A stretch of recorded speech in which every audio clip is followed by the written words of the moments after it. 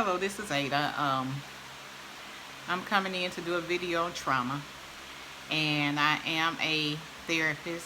I've worked as a therapist. Right now I am not working at the time, but I plan to, get back into the workforce. But I came in to talk about trauma, emotional trauma, mental trauma, traumas that impact the mind. And we know that when something happens that is totally unexpected and frightening, that causes our body to go into the flight or fight or flight response, we know that can be very traumatic. So when people think of trauma, they normally think of something very dramatic, and like being raped or being a witness in a murder or being attacked physically or what have you. All those are traumas.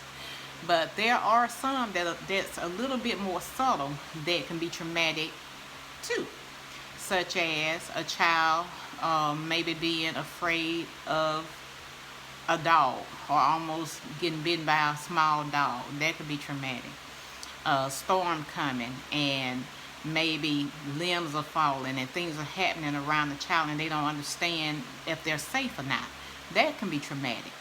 And so the thing about trauma is, if it happened to a younger person who don't have words to describe what happened, then a lot of times that trauma will lodge itself in the subconscious and maybe come out as intrusive thoughts or other behaviors, other acting out behaviors.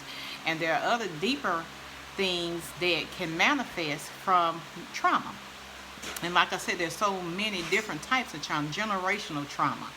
There are traumas that happen to different cultures depending on where you live in the world. African Americans have been traumatized. A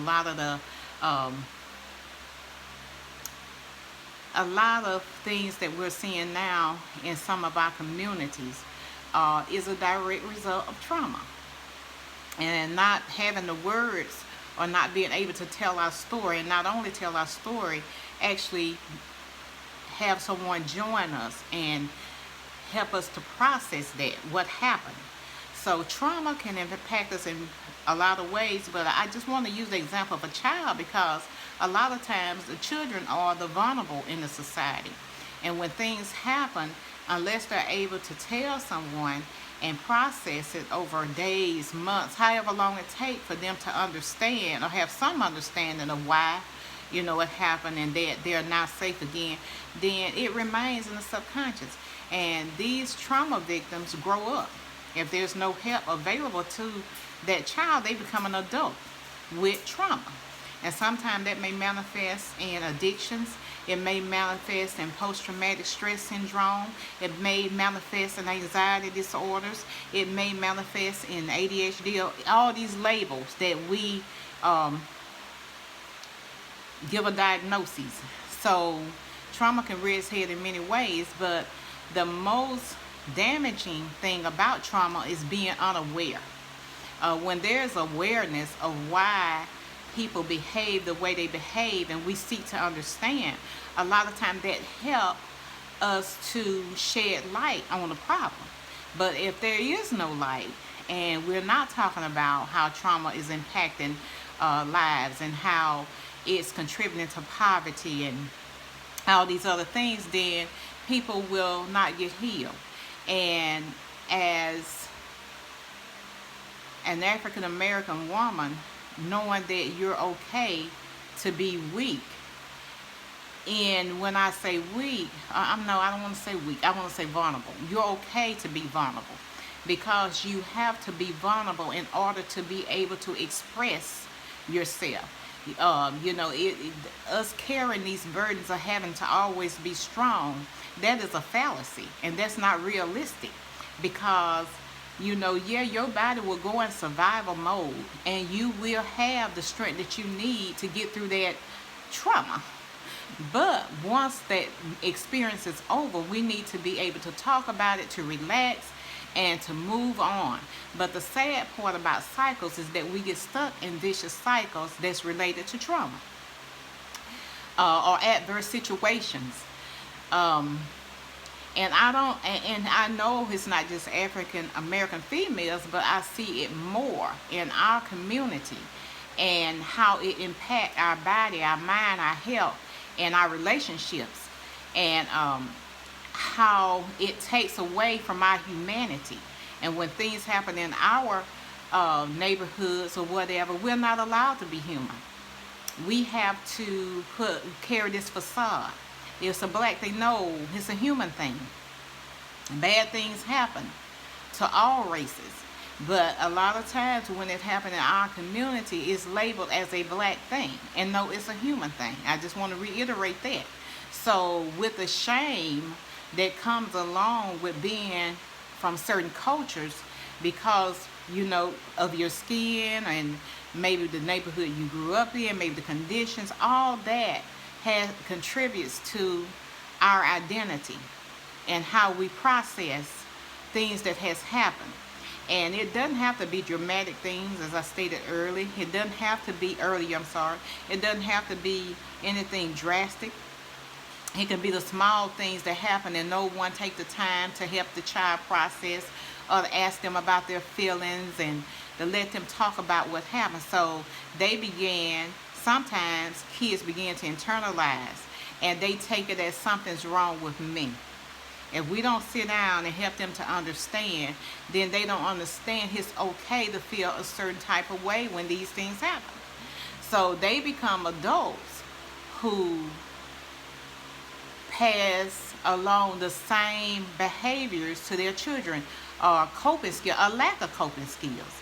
And so coping become behaviors that contribute to the initial trauma, if that makes sense. So that's why it's necessary for us to talk about it, and not only talk about it, but begin to heal from it. And like I said, there's various types. There's generational trauma. There are traumas that happen as a direct result of slavery. There's trauma that happen in relationship. There are traumas all over the place. We can't avoid it. We can't run from it, but we can talk about it. And we can talk about what it is and what it's not. If you could say what trauma is not. But my goal today is just to inform and to kind of talk about what happened to me as a child. And I'm sorry I got kind of long-winded, and I kind of went on a tangent. But anyway, let me bring it back into focus. I was exposed to a lot of domestic violence as a child. And then I was a child to internalize. I had a very creative mind. And, I didn't say anything. I just sat back and I looked, and I became depressed, and I was afraid all the time, and I wasn't comfortable in my own skin, and I had a lack of awareness because I was so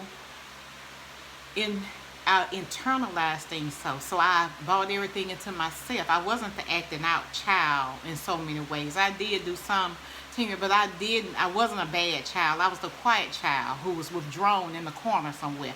I wasn't the one running all over the place and just doing stuff.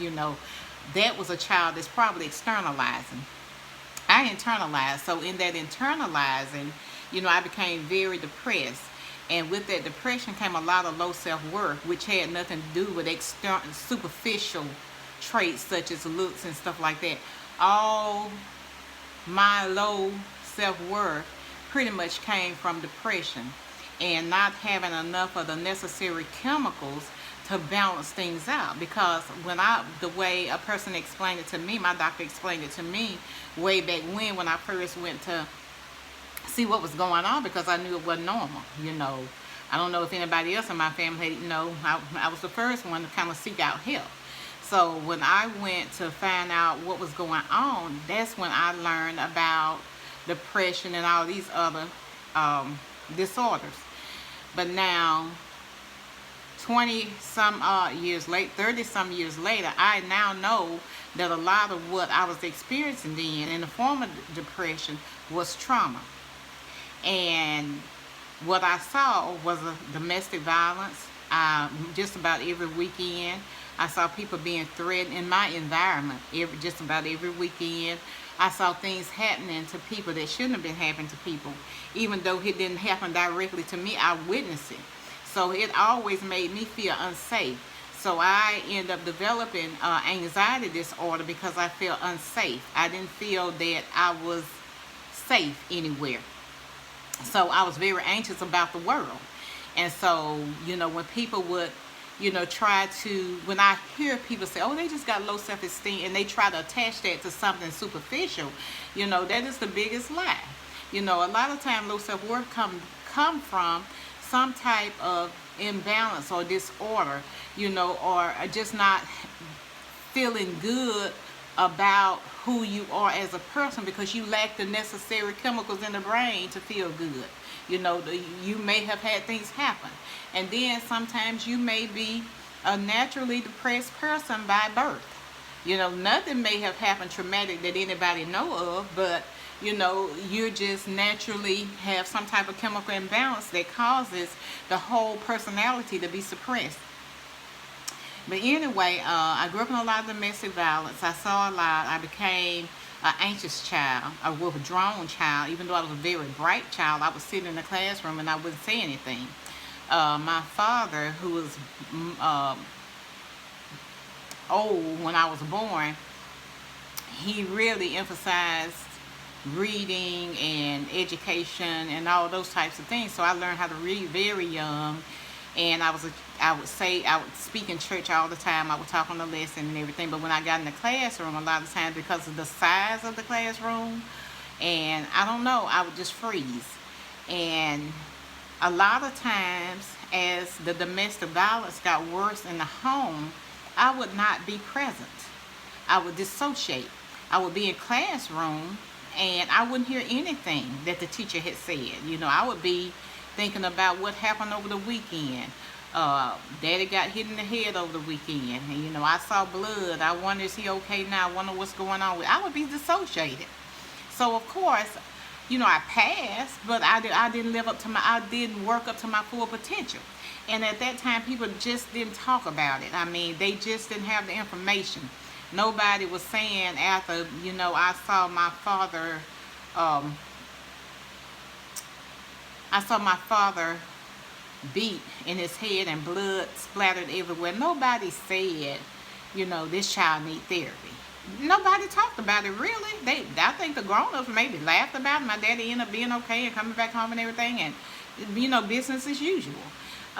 Mother got shot and was in the hospital for 6 months. She almost lost her life. Nobody talked about that. Nobody really talked about what happened. I went to live with my older sister for 6 months. My mama came home. I went back home. And during the time I was at my older sister's house, I ended up being traumatized because there ended up being some domestic violence there, which I won't, go into detail. But nobody ever talked about it. So, of course, I was an anxious person. And, I would beat myself up from having anxiety. But what else was it for my brain to do? And people who have been traumatized have a tendency to draw themselves to a familiar situation. Even though I was very afraid of being with anybody that I perceived as violent or what have you, you do have people who are a bit more subtle. They may be passive aggressive or narcissistic, and it's not obvious that they are violent people, but they are. So you may find yourself being drawn to those type of people because it's familiar. There's a fear, but yet there is a familiarity toward that situation, which we now know is a trauma bond. And that's why people have a tendency to stay in situations that's abusive, because they do have a bond to the perpetrator. So I said all that to say this: trauma can be anything from witnessing a car accident, to being in a car accident, to being bitten by a dog, all the way up to being witnessing somebody being murdered, or being in a situation where you're witnessing a primary caregiver be hurt. And I witnessed a lot of that. So all that was trauma. And like I said, I would beat myself up about having anxiety and panicking and just not feeling safe and not being comfortable in my own skin and all that type of stuff. And all of it was directly related to the trauma. So that's why when I post on Instagram, in my story, you will see a lot of information about trauma, because I want people to be aware of how trauma affects you. Because unless there's an awareness, then you can't tame what you're not able to name, for lack of a better word. So stay tuned to the next video. I know I put out a lot of information, but just stay tuned. And sometimes my tongue got a little twisted, but stay tuned, and I'm gonna bring more information on trauma, and how to seek help, and how there are other diagnoses that may coexist with the trauma, or even the trauma can sometimes be mistaken as these other diagnoses. So there's psychological testing that can be done. There are so many things that can be evaluations that a person can get if they feel like they've had these traumas. I mean, just going in and talk to a psychiatrist or your doctor or your therapist, that will get the ball rolling. But for God's sake, if there's something going on and it can't be explained, then you may have had a trauma. And remember, it don't have to be the big things. I mean, it could be small things, but anything that make you feel oppressed, suppressed, or isolated, it could be a trauma. So thank you for watching. Like, share, and subscribe if this video has been helpful to you. And just stay tuned for more. Thank you.